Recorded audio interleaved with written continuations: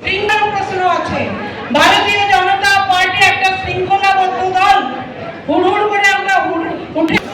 আমি আমাদের সম্মানীয় জ্যোতির্ময় সিং মাহাতোকে অনুরোধ করব তার বক্তব্য রাখার জন্য। ধন্যবাদ। আমরা সতীশ সামন্ত, সুশীল ধারা, মাতঙ্গিনী হাজরার যে পুণ্যভূমিতে আজকে এই কার্যকর্তা সম্মেলন আয়োজন করেছি, তাদেরকে যে বিষয় আছে সেটা আমি কন্টিনিউ করতে চলেছি। আমরা এখানে জনপ্রতিনিধিরা আছি, আমাদের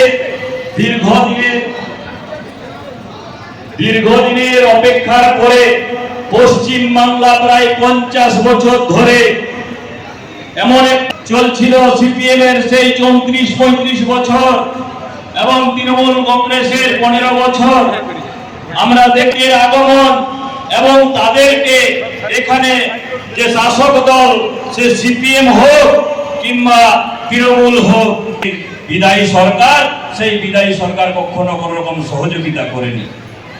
আমরা দেখেছি কি লাখ লাখ নবযুবক পশ্চিম বাংলা ছেড়ে পুজো বেগ নিয়ে গ্রাজুয়েশন কমপ্লিট করে, এমএ বিএড কমপ্লিট করে বছরের শাসন ব্যবস্থা আজকে